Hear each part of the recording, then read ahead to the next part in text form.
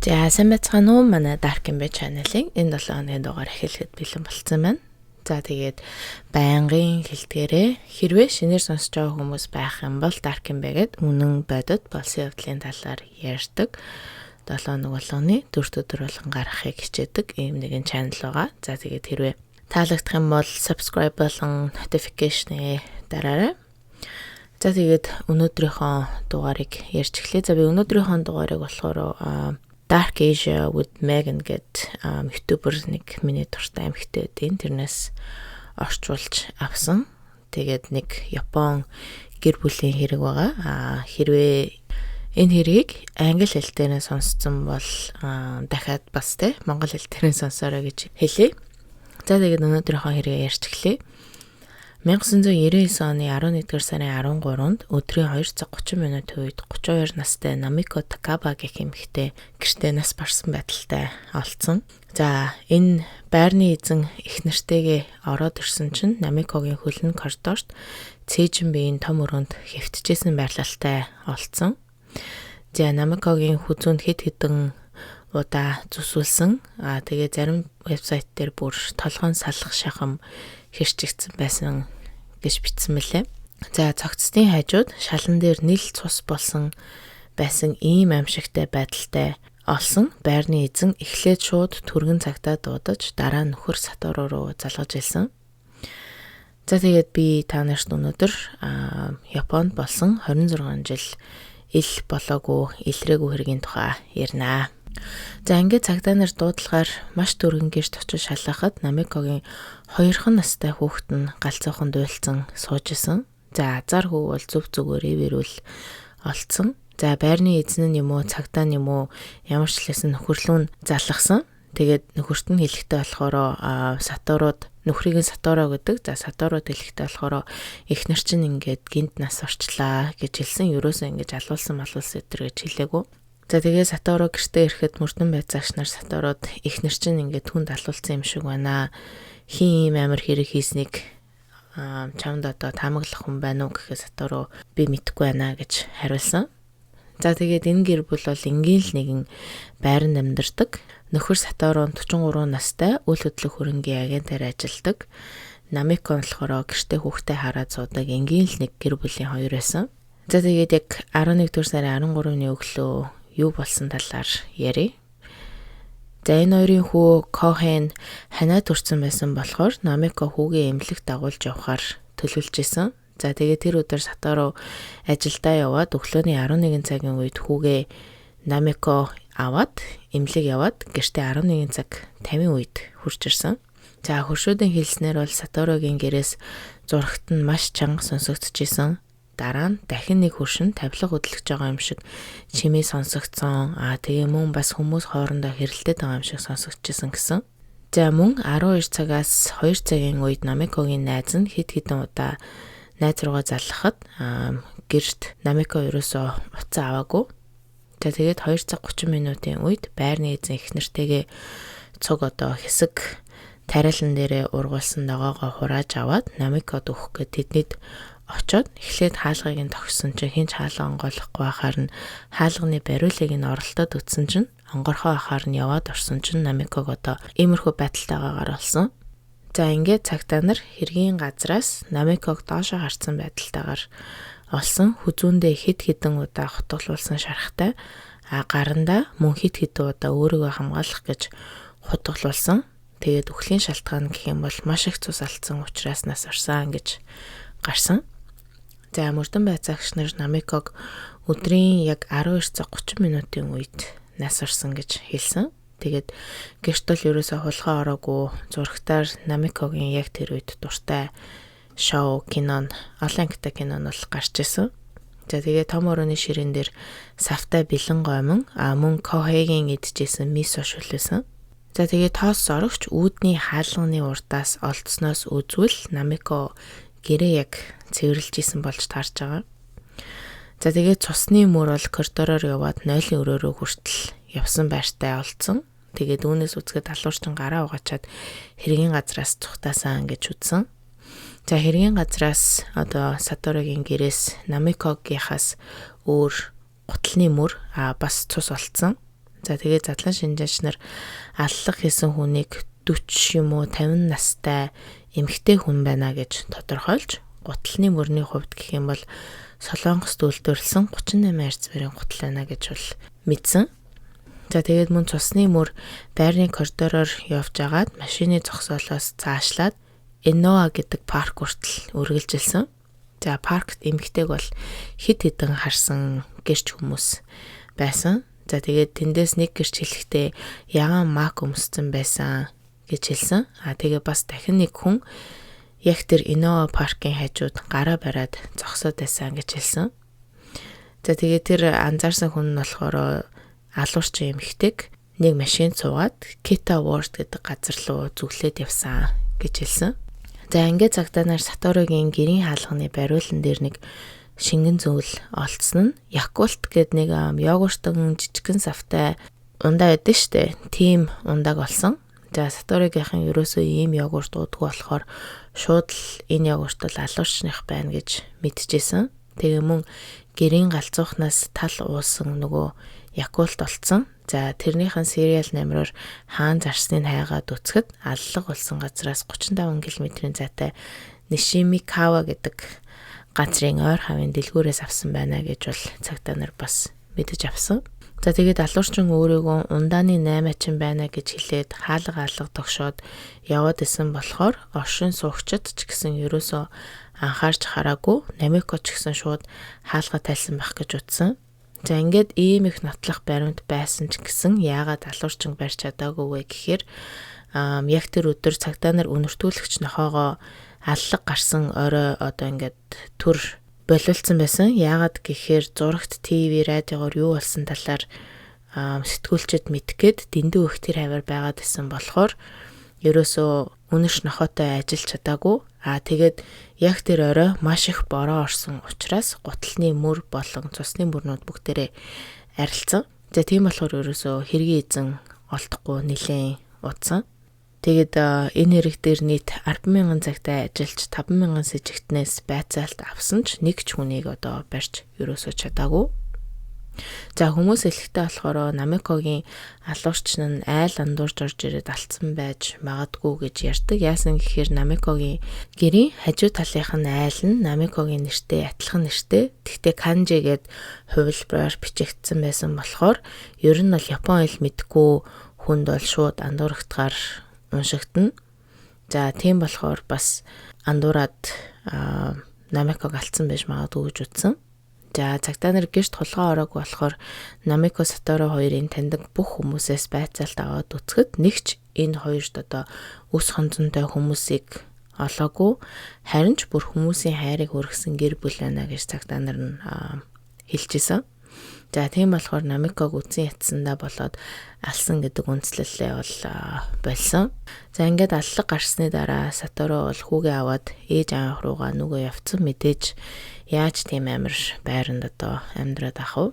За Саторо эхнэрийнхээ алуулсан гэрээг яг тэр чигээр нь хэвээр нь бүр 20 хэдэн жил хадгалж түрээсэлсээр л байсан байрны эзнээсээ. За тэгээд бүхэлдээ 20 хэдэн жил түрээслэхэд чи маш их мөнгө орно штэ.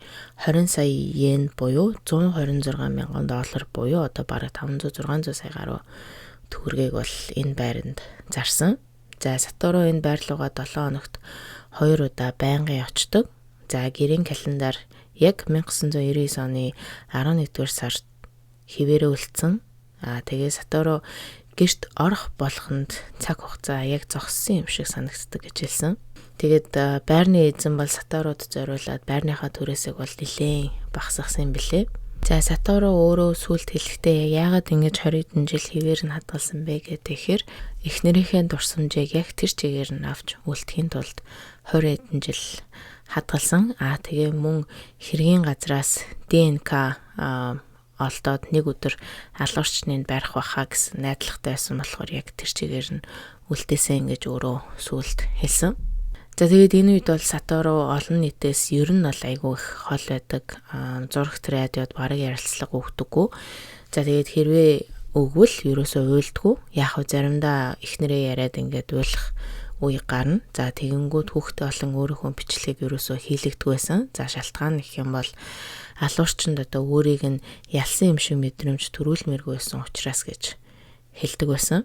Харин бүр эсэргээрээ Сатору Сора Найкай гэдэг ашигын бусныг байгуулагт ажилдаг болсон. За энэ байгууллага нь ямар байгууллага юм бэ гэхээр гэр бүлийн гишүүд нь алуулаад ард нь үлдсэн хүмүүсийн одоо тусламж буюу support group байсан. За тэгээд ихэнх энэ группт байгаа гишүүд нь бол unsolved буюу шийдэгдээгүй хэргийн гэр бүлийнхэнд тусламж үзүүлдэг ийм байгууллагт бол ажилдаг болсон.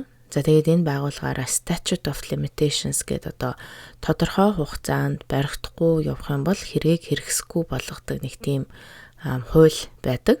За тэгээд яг энэ үед Намиког нас барсан үед Японы энэ хууль нь ердөө 15 жил байсан. За тэгэхээр юу гэсэн үг юм бэ гэхээр 15 жил Намикогийн алуурчин нь баригдаагүй бол хэргийг хэрэгсэхгүй болдог. За ийм хуулийг Сатору бол өдөр шөнөгүй ажиллаж агаад 2020 онд энэ хуулийг бол байлуулж чадсан. За ингээд Намикогийн алуурчин олдохгүй явсаар байгаад 20 жилийн дараа буюу 2020 онд Японы цагдаа нар ямар ч хамаагүй мэдээлэл өгсөн хүнд 3 сая йенийг өгнө гэж амласан ч одоо хинч байхгүй байсаар байгаад 2025 он хүртэл болсон.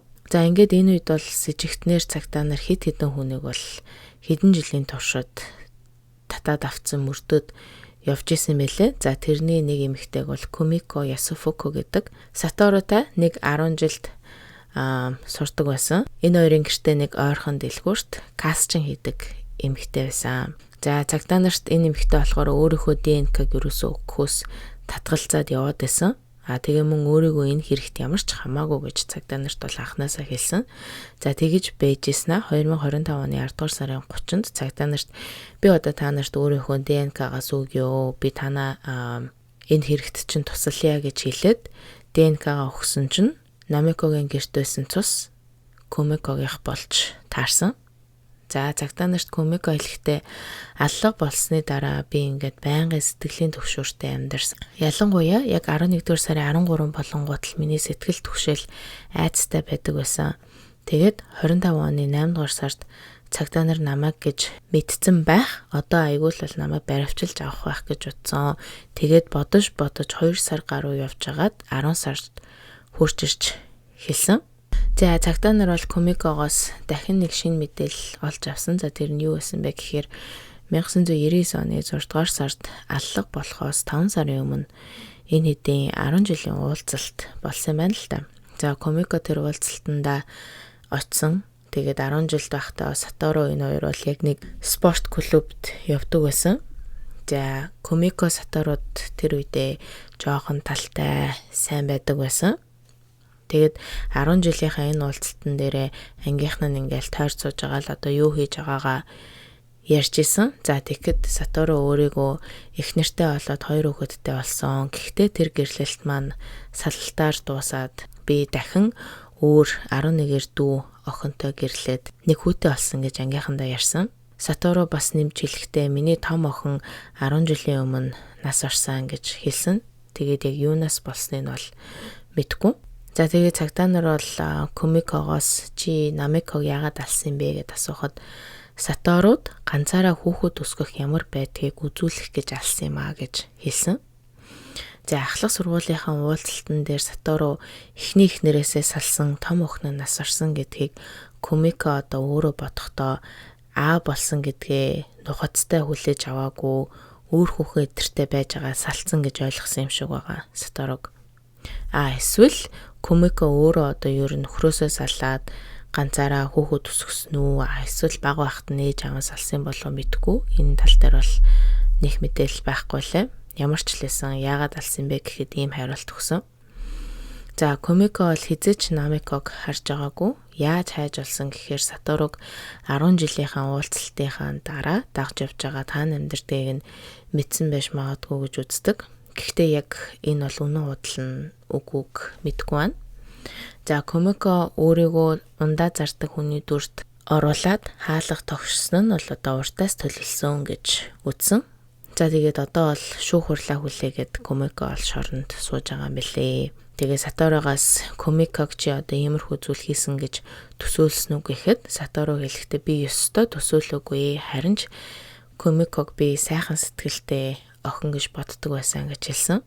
Саторо хамгийн сүүлд ярилцлага өгөхдөө ингэж хэлсэн. Хэлэхдээ болохоор бит хоёр ингээд шинэ байранд орохоор төлөвлөж исэн. Мөн хоёр дахь хүүхдээ ч гисэн гаргахаар төлөвлөж исэн. Би их нэртэй маш их хайртай байсан. Одоо ч гэсэн хайртай. Тэгээд нас ороод алуулснаас хойш 27 жил боллоо. Намеко намайг одоо нэг уучлах баха гэж хэлсэн. Яагаад тэгж хэлсэн бэ гэхээр одоо finally эцэст нь Намекогийн алуурчныг барьж шоронд исэн болохоор намайг одоо л уучлах баха гэж хэлсэн.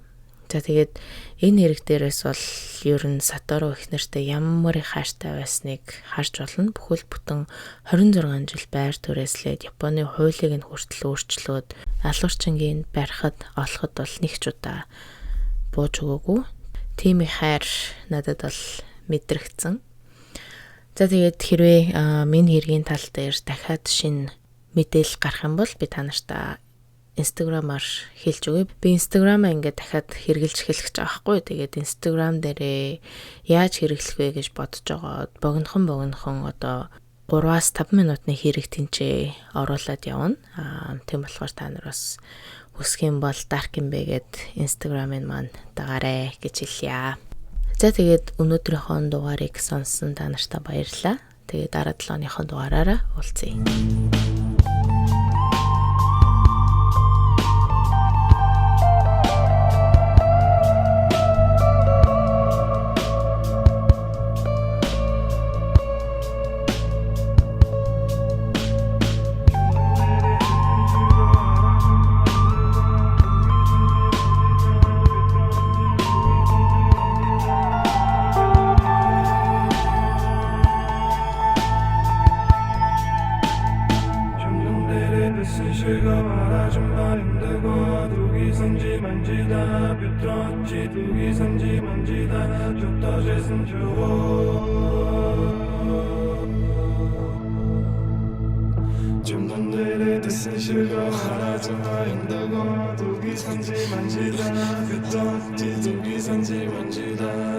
Just